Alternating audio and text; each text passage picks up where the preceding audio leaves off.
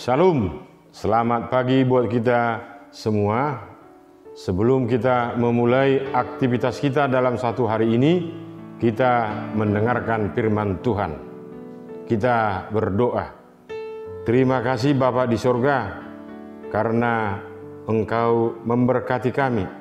Engkau menjagai kami di tempat tidur kami.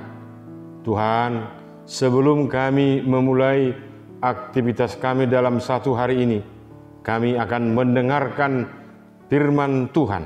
Kiranya berfirmanlah, kami akan mendengarkannya. Dalam Kristus Yesus Tuhan dan Juru Selamat kami. Amin.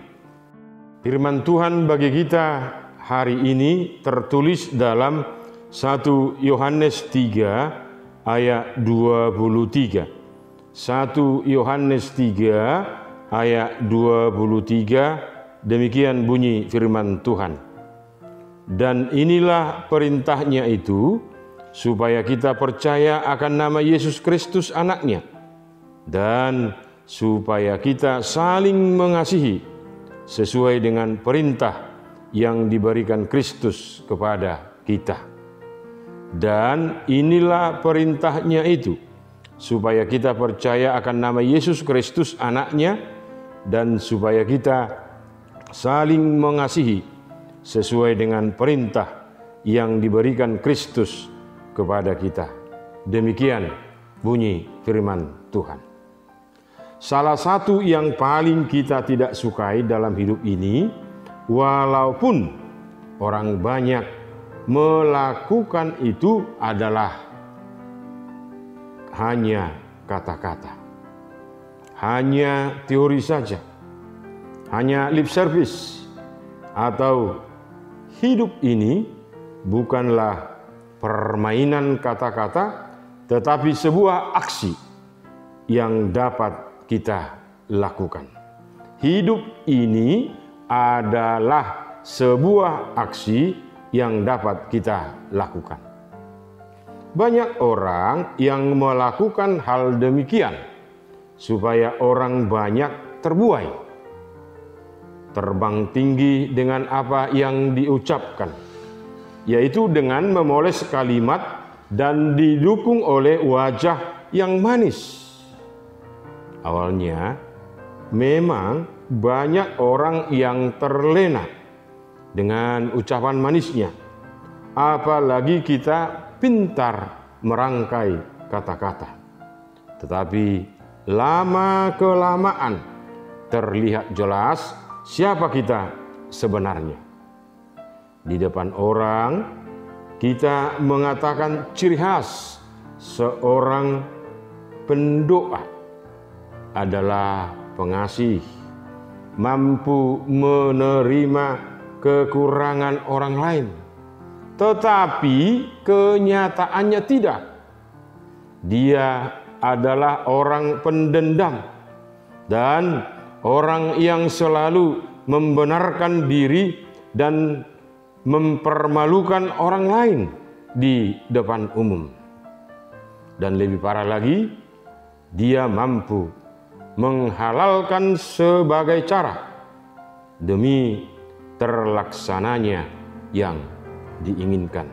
Lebih parah, dia mampu menghalalkan segala cara demi terlaksananya apa yang diinginkan. Saudara-saudara yang terkasih, ketika Tuhan Yesus memerintahkan supaya kita hidup untuk saling mengasihi kepada semua orang, walaupun sangat sulit untuk melakukannya. Sebagai pengikut Kristus harus mampu melakukan hal yang demikian. Dan salah satu persyaratan untuk menjadi orang Kristen atau pengikut Kristus adalah harus mampu hidup untuk saling mengasihi. Salah satu persyaratan untuk menjadi orang Kristen atau pengikut Kristus adalah harus mampu hidup untuk saling mengasihi. Mengapa hal itu terjadi demikian? Karena kita yang pertama telah menerima uluran kasih dari Allah Bapa dengan memberikan anaknya yang tunggal. Jadi wajib hukumnya kita juga harus mengasihi semua orang. Memang hal itu yang paling sulit dilakukan dalam hidup ini ketika disuruh untuk menerima dan memaafkan orang yang telah berbuat tidak wajar sama kita. Menerima dan memaafkan itu adalah tugas mulia dari orang percaya, dan akibat dari kesalahan yang dilakukan orang itu, biarkan hukum yang ada berbicara. Mengasihi orang yang membenci kita dan sudah berbuat hal yang tidak wajar adalah hal yang paling sulit diterima. Supaya kita bisa mengasihi orang yang membenci kita serta mampu menerima kesalahan dan kejahatan orang lain, kita harus mampu berorientasi kepada Tuhan Yesus. Ketika dia ditolak, dibenci, bahkan disiksa, namun karena kasihnya ia rela mati untuk orang atau dunia yang membenci dia. Dan hal itulah yang tidak masuk akal, tidak bisa diterima logika pemikiran manusia.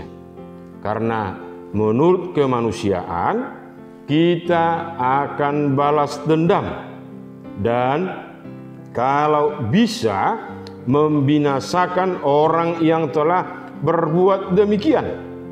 Tetapi yang terjadi justru dia mengasihi dan menyelamatkan dunia ini serta menyediakan tempat yang kekal. Saudara-saudara yang terkasih, dengan nats ini ketika orang percaya diperintahkan untuk hidup mengasihi sesama, untuk itu kita tidak takut lagi, khawatir lagi, karena kita punya teladan yang sangat-sangat baik, yaitu Yesus Kristus yang rela ditolak, dihina, bahkan mati di kayu salib, dan semua itu dirobahnya dengan kasih. Semua itu dirobahnya dengan kasih. Dengan kasihnya dia jawab apa yang terjadi terhadap dia.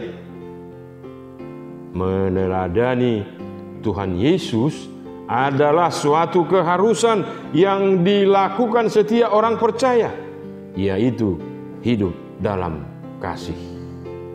Dan kalaupun kita ditolak, dihina, dihindari, bahkan menerima ancaman dan siksaan sekalipun, sebenarnya itu sudah dialami oleh Tuhan kita Yesus Kristus.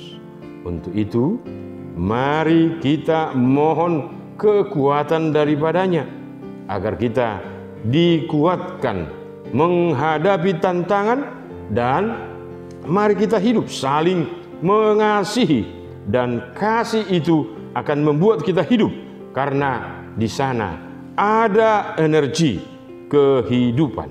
Untuk itu, marilah kita hidup dalam kasih. Untuk itu, marilah kita hidup dalam kasih.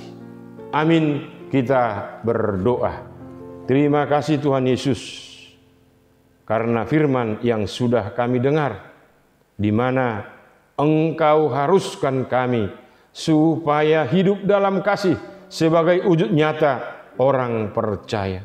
Ajarkan kami Tuhan untuk hidup saling mengasihi di tengah-tengah bangsa kami, di tengah-tengah masyarakat kami, apalagi Tuhan di tengah-tengah rumah kami, di tengah-tengah gerejamu. Biarkan kasih itu menjawab seluruh tantangan yang ada. Ketika engkau mengasihi dunia ini, mengasihi manusia, engkau menyediakan tempat yang kekal, menyediakan tempat bagi orang percaya. Demikian juga kami Tuhan, di tengah-tengah dunia ini, biarkan kami mengasihi semua orang karena Kristus sudah mengasihi kami. Tuhan Yesus yang baik, berkatilah seluruh jemaat-Mu ini. Berkati setiap keluarga mereka, berkati setiap rumah mereka, berkati seluruh aktivitas mereka. Kalau mereka hendak memulai aktivitas mereka dalam satu hari ini, kiranya Engkau beserta dengan mereka, supaya semua yang dipikirkan mereka, supaya semua yang dilakukan mereka dapat berakhir dengan sukacita, karena Tuhan selalu menyertai setiap orang percaya. Terima kasih Tuhan Yesus. Anugerah Tuhan kita Yesus Kristus dan pengasihan Allah Bapa, persekutuan Roh Kudus kiranya menyertai kita sekalian. Amin. Kiranya Tuhan memberkati. Salam sehat dan horas.